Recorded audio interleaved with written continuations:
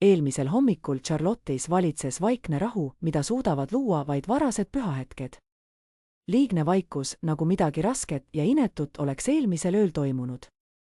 Ma ärkasin enne teisi, valmistasin köögis kohvi, kasutades oma iga-aastast kulunud tassi. Aknast paistnud naabruskond oli nagu välja lõigatud postkaardilt, hooldatud murud, luksuslikud maasturid parklas, kõik näis korras ja silmapaistvalt hoolitsetud, just nagu perekond, kes oli pingutanud, et luua ideaalne kuvand. Mina ei mahtunud kunagi sellesse pildisse. Perekonnaüritustel oli mu roll alati sama, ma saabusin üksi, riietusin tagasihoidlikult, küsisin viisakalt teiste inimeste elust, kuid rääkisin harva enda omast. Kui keegi lõpuks küsis, millega ma tegelema olen, andsin kõige lühema vastuse, mis pähe tuli. Konsulteerin, vastasin. See sõna oli mind aastaid saatnud, piisavalt ebamugav, et tekitada oletusi ja piisavalt igav, et vestluse lõpetada.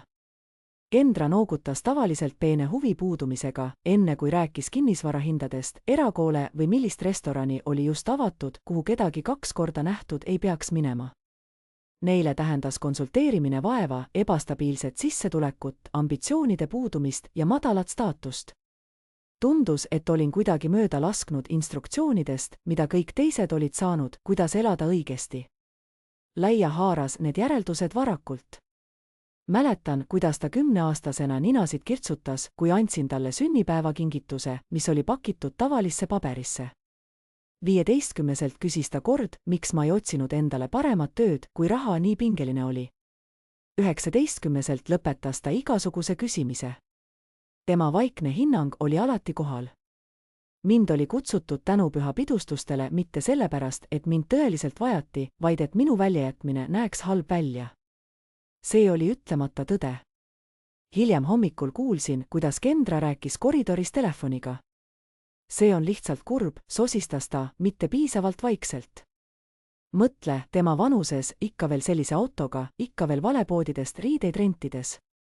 Ma muretsen, millise eeskuju ta seab. Ma ei seganud vahele, nagu ma kunagi ei teinud. Väljast vaadates näis mu elu väike, ei abikaasa, ei lapsi, ei silmapaistvaid saavutusi sotsiaalmeedias, vaid vaikne rutiin ja kaldus peo ajal varakult kaduda. Kuid olid detailid, millest keegi kunagi ei küsinud. Nad ei küsinud kunagi, miks ma pidevalt lendan sisse ja välja Charlotte'ist nädalavahetustel. Miks mu telefon helises kummalistes tundides numbritega, millele alati välja astusin, et vastata. Miks ma ei näinud kunagi muret, kui raha teemaks tuli, kuigi nad spekuleerisid minu puuduse üle. Nad ei märganud, et ma kuulasin rohkem, kui rääkisin, ega et ma mäletasin kõike. Kui perekond lõpuks ärkama hakkas ja maja täitus jälle müraga, olin mina oma kotti juba pakkima pannud. Jätasin leti peale nota, kus tänasin neid õhtusöögi eest ja soovisin kõigile turvalist püha. Kui ma lahkusin, helises mu telefon taas. Uus teade, uus klipp, uus võõras naer. Nad kõik uskusid kindlalt, et nad teavad, kes ma olen. Mis neist keegi ei taipanud, oli see, et see versioon minust, mille nad aastaid tagasi kõrvale heitsid, oli hoolikalt üles ehitatud. Ja kui sa lubad inimestel uskuda vale, valitakse ka hetk, mil tõde lõpuks tähtsaks muutub. See hetk oli lähemal, kui nad arvasid. Tõde on see, et minu ja mu pere vahelise distantsi juured ei ulatunud mitte mõne viirusliku videot, vaid algasid palju varem, hetkel, mil mu vend Daniel tõi Kendra esmakordselt koju. Mäletan seda õhtusööki selgelt. Ta saabus hilja, jalas kingad, millest ta kõndida ei suutnud, ja naeratus, mis ei ulatunud kunagi silmadeni. Enne kui ta isegi tere ütles, silmitses ta mu korterit, nagu teeks inventuuri mööblist, raamatutest ja vaatest aknast. Õhtu lõpuks teadis ta täpselt, kus kõik ruumis asusid. Daniel armus pimesi. Seda oli näha, kuidas ta naeris tema naljade üle liiga valjusti ja nõustus kõigega, mida ta ütles. Kui Kendra rääkis edust, välimusest ja nähtavusest, noogutas Daniel, nagu need oleksid tõed, mida ta lihtsalt oli unustanud, kuni Kendra ta taas meelde tuletas. Pärast nende abiellumist muutusid perereunad. Vestlused muutusid võistlusteks. Puhkused muutusid etendusteks. Iga saavutus tuli näidata. Iga ost pidi olema õigustatud oma hinnaga. Kui midagi ei saanud näidata, ei loetud seda. Mõistsin kiiresti, kus ma seisin. Kendra ei solvanud mind kunagi otse. Tal ei olnud seda vaja. Tema pettumus oli peen, väljendatud murelike pilkude ja siira nõu kaudu. Sa tead, Eleanor, ütles ta kord hommikusöögil, kunagi ei ole liiga hilja end uuesti leiutada. Daniel ei peatunud teda. Tal oli harva kombeks seda teha.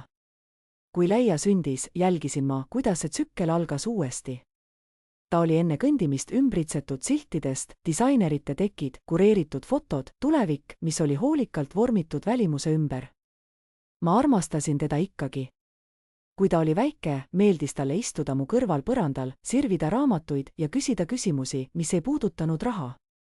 Sel ajal oli ta uudishimulik, mitte kalkuleeriv, lahke, mitte nutikas. Kuid lapsed õpivad seda, mida neile näidatakse. Aja möödudes õppis Leia, kes inimesed olid tähtsad ja kes olid vaid taustamüra. Ta õppis, et tähelepanu on valuuta, et naeru saab teenida, suunates selle kellegi teise poole. Öö, mil ma otsuse tegin, tuli vaikselt. Leia oli 6-aastane. See oli tema sünnipäevapidu, lärmakas ja kallis. Seisin tagapool, jälgides, kuidas Kendra vastu võttis komplimente peo eest, mille ta oli selgelt planeerinud, et muljet avaldada teistele täiskasvanutele, mitte oma lapsele. Ühel hetkel kuulsin, kuidas Kendra ütles, muidugi ta jõuab kaugele. Me investeerime korralikult tema tulevikku. See sõna jäi mulle kummitama, investeerimine. Siis taipasin, et keegi selles toas ei mõelnud sellele, kes Leia saab, vaid sellele, mida ta representeerib. Selles öös, kui ma koju läksin, tegin valiku, millest ma kunagi kellelegi ei rääkinud. Oli hetk, mil ma mõistsin, et kui ma tõeliselt soovin oma vennatütart aidata, siis pean seda tegema vaikselt, oma reeglite alusel, millega raha ei saa midagi asendada. Otsustasin, et ei räägi Danielile, Kendrale ega isegi Leiale. Järgmisel nädalal pöördusin advokaadi poole ja küsisin, kuidas luua midagi, mis premeeriks iseloomu, mitte välist kuvandit, midagi, mida ei saaks sunnitud, süüdistatud ega manipuleeritud. Struktuuri loomine võttis mitu kuud ja paberimajandus veel kauem. Kui kõik oli lõpuks valmis, olin loonud süsteemi, mis ootas, jälgis ja paljastas tõe õigel ajal. Astusin tagasi oma nähtamatu tädi rolli, sellise, kelle pärast kunagi ei muretsenud, kellele kunagi ei öeldud aitäh. Nad ei teadnud, et aastaid tagasi vaikselt tehtud otsus hakkab ühel päeval seisma nende uskumuste keskmes, mis puudutas turvalisust. Leia ei teadnud seda ka. Veel mitte. Usaldusfond ei pidanud olema kingitus. See pidi olema peegel. Asutasin selle vaikselt Charlotteis, kasutades eraldi juriidilist struktuuri, mis kandis minu perekonnanime, kuid mitte minu identiteeti. Paberil nägi see välja nagu tavaline hariduse usaldusfond, konservatiivsed investeeringud, pikk ajahorisont, ei mingeid ekstravagantseid väljaminekuid, mis tähelepanu tõmbaksid. Minu kavatsus oli lihtne, anda ajale ruumi tegutseda. Iga aasta lisasin fondi järjekindlalt. Mitte dramaatiliselt suurtes summades, vaid pidevalt sellise järjekindlusega, mis ei kasvata mitte ainult raha, vaid ka kavatsust. Soovin, et fond kasvaks koos Leiaga, küpseks koos temaga ning oleks olemas hetkel, mil valikud muutuvad olulisemaks kui potentsiaal. Keegi minu perest ei küsinud kunagi, kust stipendiumid tulid või kuidas teatud uksed tundusid alati just õigel hetkel avanevat. Nad olid mugavad uskumises, et kõik, mis neil on ise teenitud, maitse ja vaeva kaudu. Ja ma lasin neil nii arvata. Usaldusfondi kõige olulisem osa ei olnud summa, vaid klausel. Palusin advokaadil kirjutada see selges keeles. Ilma õigusteta, ilma kahtlusteta, ilma emotsioonist tingitud tõlgenduste ruumita. Saaja pidi näitama järjepidevat käitumist, mis kajastas ausust, lahkust ja austust teiste vastu. Avalik käitumine, mis on nende väärtustega oluliselt vastuolus, käivitaks ülevaatamise. Usaldusisikul oleks ainus otsustusõigus tegutsemiseks. See ei olnud karistusklause, vaid väärtuste klausel. Raha, mis ei põhine iseloomul, ei loo turvalisust. See suurendab seda, mis juba olemas on, valisin usaldusisikuks mehe nimega Raymond Clark. Ta ei olnud pereliige, teda ei mõjutanud staatuse tähtsus. Ta uskus, et reeglid on olulised, sest inimesed on olulised. Ta oli oma karjääri üles ehitanud, kaitstes sihtasutusi, et neid õiguste ja nõudmiste tõttu tühjaks ei tehtaks. Kui ma selgitasin, mida soovin, kuulas ta mind katkestamata. Sa mõistad, et see ei pruugi kunagi olla vabastatud nii, nagu soovitud, ütles ta. Mõistan, vastasin mina. Ja kas oled selleks valmis? Jah, teiseks ajaks oli nimekirja pandud kohaliku piirkonna stipendiumiprogramm esimese põlvkonna üliõpilastele Põhja-Carolinas. Noored, kes olid üles kasvanud teadmisega, kuidas edu saavutada, mitte kuidas seda esitada. Ma lootsin, et ma ei pea kunagi tundma selle vajadust. Aastad möödusid. Läia kasvas, muutus targemaks ja teravamaks, muutus teadlikumaks kaameratest ja publikust. Tema lapsepõlve headus, mida ma mäletasin, kadus õrnalt ja muutus esinemiseks. Kiidukused muutsusid valuutaks, julmusest sai huumor. Kaugelt jälgisin, kuidas ta õppis, millised nurgad tõid esile tema jõu. Ma jälgisin, kuidas ta õppis rääkima enesekindlalt, kuigi sisu oli puudulik. Kuidas ta rääkis inimestest, kes ei suutnud teda tõsta. Siiski ei öelnud ma midagi. Usaldus kasvas vaikselt ja kannatlikult. Kui Läia sai 18, oli fond juba ületanud 7 numbri piiri. Raimond teatas mulle sellest verstapostist, mitte elevusega, vaid ettevaatlikult. Me lähme hindamisakna poole, ütles ta. Teadsin, et tema 21. sünnipäev käivitab lõpliku ülevaatuse. Ükski hetk, ükski viga, vaid muster, rekord, käitumise kogum. Ütlesin endale, et inimesed saavad siiski muutuda, et küpsus võib vahel hilja saabuda, et see versioon Laiast, mida internet nägi, ei pruukinud olla see, kes ta tegelikult oli. Kuid kahtlus kipub ignoreerituna juurduma. Kui vabastamise kuupäev lähenes, muutus minus midagi lootusest ettevaatlikkuseks, mitte hirmuks, vaid teadlikkuseks. Sest kui raha antakse, ei saa see õpetada. See suudab vaid kinnitada. Ja kinnitamine tuli kiiremini, kui keegi arvas. Esimene video võidi tõlgendada kui julmust, mis oli riietatud huumorisse. Teine video kustutas igasuguse kahtluse. Pühapäeva pärastlõunal ei teesklenud Läia enam, et hetk oli kogemata käest libisenud. Ta astus sellesse julgelt. Ta lõi kokku reaktsioonid. Vastates kommentaaridele naeratuste ja emotikonidega, raamistas ta lugu just nagu mõjutajad, kes tunnevad, et momentum on käes. See on lihtsalt meie perekonna huumor, ütles ta ühes klipis, õlgu kehitades. Kui sa ei suuda naerda, on see sinu probleem. Kommentaarid premeerisid tema ausust. Või seda, mis selleks peeti. Tõmmake teda. Ta väärib seda. Kaugel ei jõua kõik. Need olid need, mis talle kõige rohkem meeldisid. Esmaspäeva hommikuks oli narratiiv kindlaks saanud. Ma polnud enam inimene. Olin tegelane. Vaene tädi. Hoiatav jutt. Üks naljajutt, mis tegi teda teravamaks võrreldes minuga. Ma ei vastanud. Vaikus lõpuks on veebis nähtamatu ja nähtamatuse puhul on omad eelised. Raymond Clark helistas mulle pärastlõunal. Ma eeldan, et oled näinud lisapostitusi, ütles ta. Jah, vastasin. Liinil valitses vaikne paus, mis tähendas üleminekut vaatluselt tegevusele. See ei ole enam üksik juhtum, jätkas ta. See on muster, avalik, sihilik, rahaliselt kasumlik. Kujutasin teda oma laua taga, prillid madalal ninal, usaldusdokumente avatud, kõrval tahvelarvuti, mis voogesitas viimast klippi. Ta ei olnud inimene, kes kiiresti reageeriks, kuid ta oskas ära tunda piire. Tal on nüüd brändikohtumised plaanis, lisas ta. Ta kasutab tähelepanu sponsorluste läbirääkimiseks. Sulgesin silmad. See viitab kavatsusele, ütlesin. Jah. Me ei pidanud tingimusi uuesti kordama. Need rippusid meie vahel nagu juba ületatud piir. Raimond oli alati ettevaatlik. Talle oli oluline mitte hinnata, vaid lihtsalt hinnata, kas Läia käitumine vastab nõuetele, et saada need varad. Küsinud, kas tema hinnang on, et see ei vasta, vaatasin aknast välja. Charlotte liiklus voolas rahulikult, inimesed olid oma asjadega ametis, samal ajal kui millegi pöördumatuse alge vormus vaikuses. Mis juhtub edasi, küsisin ma, kui annate loa ametlikuks ülevaatamiseks, külmutatakse usaldus kohe, vastas Raimond. Ootame lõplikku otsust ja selle tulemust.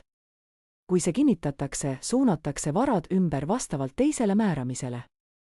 Olin aru saanud, mida see tähendas, olin selle isegi kirja pannud. Kuid intellektuaalne teadmine erines väga palju kuulmisest. Tahan olla selge, lisas Raimond, kui see on tehtud, ei ole tagasiteed. Ei vabandustele ega kustutustele. Mõtlesin 6-aastasele tüdrukule põrandal piltidega raamatute keskel, teismelisele, kes küsis, miks mõned inimesed olid olulisemad kui teised, ja noorele naisele, kes nüüd kaamerasse jõlitas, kindel, et ta on puutumatud, kuna tähelepanu ütles nii. Jätkame, ütlesin ma, usaldus külmus sel õhtul, samal ajal kui Leia jätkas postitamist. Ta ei märganud vaikset muudatust süsteemis, millest ta kunagi aru ei saanud. Talle ei tulnud meelde, et tema privileeg kaitseb, kuni see ühel hetkel kokku kukub. 2 päeva hiljem postitas ta loenduse video, 14 päeva kuni 21. sünnipäevani. Tema nägu säras naerust. Elu hakkab tõeliseks minema. Kommenteerijate voog tulvas sisse šampanja emotikonide ja dollarimärkidega. Vaatasin seda videot korra, mitte seepärast, et oleksin kahtlenud, vaid kuna mõistsin midagi, mida tema ei teinud. Kui inimesed eksivad vaikuse nõrkuse vastu, lõpetavad nad tagajärgede jälgimise. Ja kõige ohtlikumad tagajärjed on alati need, mida sa ei oska oodata. Leia 21. sünnipäev saabus klaasi ja valguse embusesse.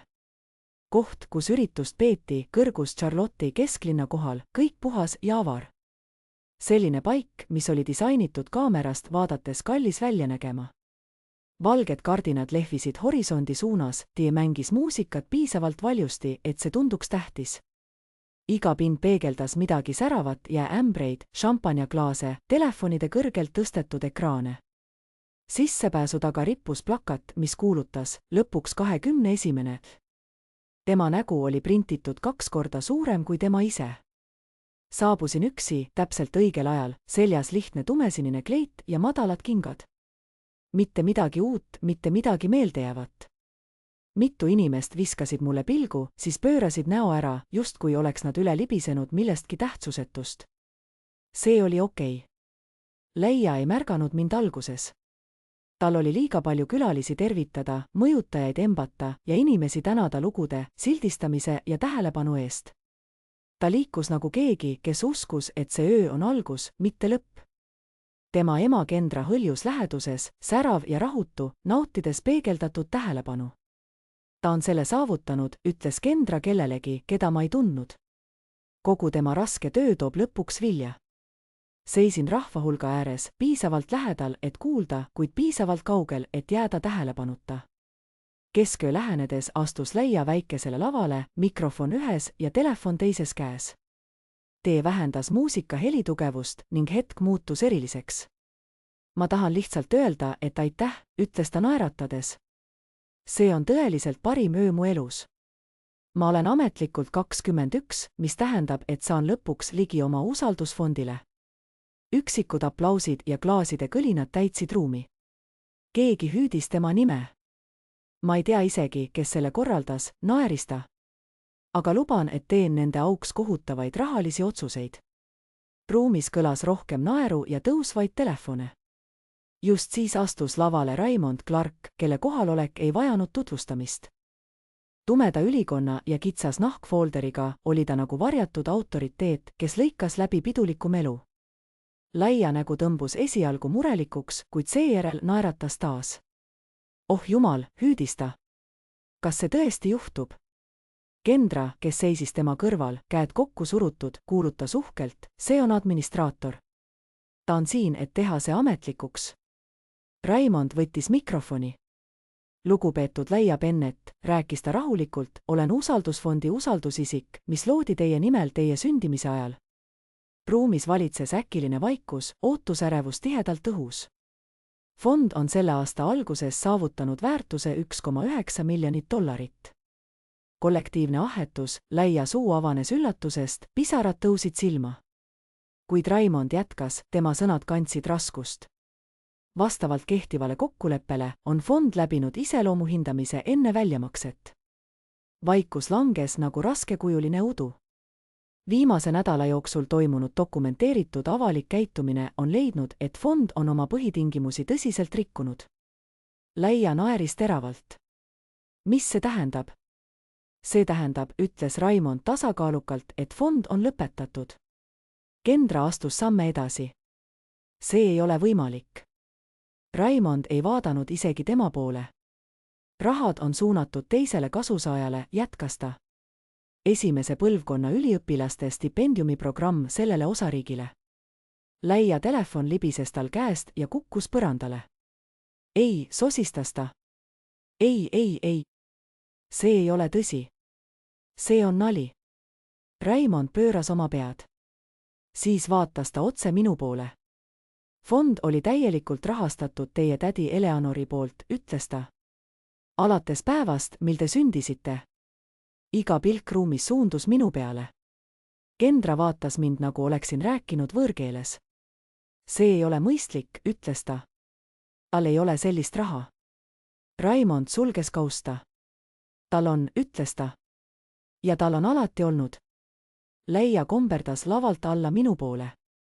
Tema silmade all oli juba ripsmetuš laiali voolanud. Tädi Eleanor, palun, nutis ta.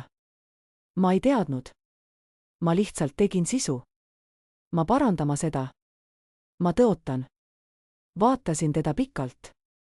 Siis rääkisin piisavalt vaikselt, et ainult tema kuuleks. Sa ei kaotanud täna raha, ütlesin. Sa näitasid, miks sa ei olnud kunagi mõeldud seda omama. Meie taga oli pidu täielikult lakanud. Ei muusikat, ei naeru, ainult tõeheli, mis lõpuks valjusti välja öeldi. Ja kui see oli öeldud, ei saanud seda enam tagasi võtta. Pidu ei lõppenud nii palju, kui lihtsalt kokku varises. Keegi ei kuulutanud seda. Inimesed lõpetasid lihtsalt teeskluse. Vestlused katkesid keset lausete, kui telefonid, mis olid varem tõstetud rõõmu tähistamiseks, salvestasid nüüd midagi sootuks erinevat, šokki ja uskumatust. See oli hetk, mil üks narratiiv purunes. Kui ma astusin lifti, et lahkuda, olid vähemalt tosin videot juba üles laaditud. Need levisid kiiremini, kui ila esialgne postitus kunagi olnud oli. Klipid kandsid pealkirju, nagu ta kaotas kõik ühe lausega, rikka tädi. Süžee pöördepunkt. Halvim sünnipäeva avalikustamine kunagi. Internet, mis veel nädal tagasi naerda ihkas, kalibreeriti koheselt ümber. Jeila näost sai meem, tema emotsioonid külmutatud ja korduvkasutatavad, hääl murdumas, käed värisema. Hetkel, mil ta mõistis, et tähelepanu on kallis, kustutas ta esimesed videod samal ööl. Hommikuks olid kõik tema kontod kadunud. Kendra püüdis kahju peatada. Ta helistas Raimondile, siis minule. Hääl sõnumites muutus iga katsega, segaduses, vihas, meelheites. Sa ei saa hävitada tema tulevikku vale arusaama tõttu, ütles ta ühes kõnes. Kuid see ei olnud vale arusaam. See oli rekord. 2 päeva hiljem palus Daniel minuga kohtuda. Me istusime rahulikus kohvikus, mitte kaugel kohast, kus me lapsed õppisime. Ta nägi vanem välja, kui ma mäletasin. Väiksem. Ma ei teadnud, ütles ta kohe. Raha, usaldusfondist. Noodasin. Aga sa tead, kuidas nad mind kohtlesid? Ta ei vastanud. Siis rääkisin talle teisest tõest, millega keegi polnud valmis. Usaldusfond oli vaid osa sellest, mida ma olin teinud. Koolituse õppemaksud, mis oli kaetud stipendiumiga, mille ma olin loonud teise nime all. Suvekursused, korter, kuhu ta 19-aastaselt kolis, auto, millega ta ülikooli sõitis, kõik rahastatud, kõik tingimuslikud, kõik nähtamatud. Daniel vaatas oma käsi. Ta arvas, et see olime meie, ütles ta. Ma tean, vastasin. See oli probleem. Stipendiumifond sai ülekande nädalaga. Raimond saatis mulle kinnituse ilma kommentaarideta. 14 õpilast valiti esimesse vooru, noored, kelle õpingute tõendid kandsid pingutuse jälgi, mitte õigust. Läia taandus täielikult avalikust elust, ei avaldusi, ei vabandusi, vaid lihtsalt kohaloleku puudumine. Teatud mõttes rääkis see puudumine valjemini, kui ükski tema postitus oleks suutnud. Kuu aega hiljem lahkusin Charlotte'ist. Mitte kibedusest, vaid selgusest. Võtsin lühiajalise üürikorteri vaikses linnas, kus keegi ei teadnud mu nime ega ajalugu, kus ma sain jalutada märkamatult ja hinnanguteta, nagu ma alati olin teinud. Ühel õhtul, istudes rõdul ja vaadates alla sittivaid tuled, piiksus mu telefon. Teade tundmatult numbrilt. See oli üks stipendiumi saajatest. Ta kirjutas, et oli vastu võetud programmile, millest ta kunagi unistada ei osanud, et ta ei teadnud, kes selle võimaluse andis, kuid teatas, et kavatseb selle tähendusrikkaks muuta. Sulgesin silmad ja hingasin sügavalt. Läia oli uskunud, et tema lugu oli seotud avalikkuse tähelepanu saamisega. Ta eksis. See oli seotud investeeringuga. Ja kes seda investeeringut väärib? Karm iroonia peitus just selles. Läia seisis varjatud vundamendi peal, mis oli ehitatud tema hüvanguks, kuid ta ei olnud kunagi mõelnud, kes selle maa tema jalgade alla pani. Kui ta lõpuks taipas, oli see juba kellegi teise toetuseks. Praegu istun ma oma elutoas, kaugel Charlotteist, pehme kampsuniga ümber mähituna, mis maksis vähem kui õhtusöögi pearoog peol, kus Läia kunagi uskus, et see määrab tema väärtuse. Tuba on vaikne. Ei mingeid kaameraid, ei publikut, vaid ruumi mõtlemiseks. Inimesed eeldavad sageli, et võim kuulutab end ise, et rikkus nõuab nähtavust ja et edu vajab tunnistajaid, et olemas olla. Mina uskusin seda kunagi, enne kui elu mulle teistsugust õpetas. Mis Läiaga juhtus, ei olnud kätte maksmine. See ei olnud alandamine. See oli kooskõla. Moment, mil väärtused kohtusid tagajärgedega ilma vabandamata. Ma ei tahtnud teda haiget teha. Ma tahtsin, et ta mõistaks midagi sügavamat kui raha. Et iseloom ei ole midagi, mida esitada vaid kasu saamiseks. See on midagi, mida elatakse, kui keegi ei vaata. Nüüd toetavad rahad õpilasi, kes ei ole kunagi kedagi tähelepanu nimel naeruvääristanud. Need on õpilased, kes mõistavad, et väärikus ei ole kaubamärk. Nende tulevikud avanevad vaikselt, ilma hashtagideta, ja see tundub õige. Mis puutub minu peresse, siis aeg otsustab, mis tervendab ja mis mitte. Mõned vaikused on kaitsvad. Mõned on lõplikud. Ma ei tunne end enam kohustatud seletama, mis on mis. Elan endiselt lihtsalt. Sõidan endiselt tavalise autoga. Kannan endiselt riideid, mis tunnevad mind iseendana. Mitte miski ei ole muutunud. Mis on muutunud, on illusioon. Illusioon, et valjuhäälsed inimesed on võimsad. Illusioon, et headus on nõrkus. Illusioon, et raha kuulub neile, kes seda kõige rohkem nõuavad. Siin on 5 õppetundi, mida see lugu mulle õpetas ja ma loodan, et need jäävad ka sinuga. Esiteks, ära alahinda inimesi, kes elavad vaikselt. Vaikus on sageli valik, mitte piirang. Teiseks, iseloom on olulisem kui kuvand. See, mida sa teed, kui arvad, et keegi tähtis ei vaata, on see, kes sa tõeliselt oled. Kolmandaks, raha ei loo väärtusi, see amplifitseerib neid. Neljandaks, austus on väärtuslikum kui tähelepanu. Kuulsus kaob, aga terviklikkus koguneb. 5. See maa, mille peal sa seisad, võib olla ehitatud kellegi poolt, keda sa oled alahindanud. Kui see lugu pani sind peatuma, siis võta hetk, et selle üle mõelda. Millise õppetunni said sa sellest teekonnast? Ja millisest linnast sa praegu vaatad? Meeldib, jaga ja kommenteeri, et liituda vestlusega.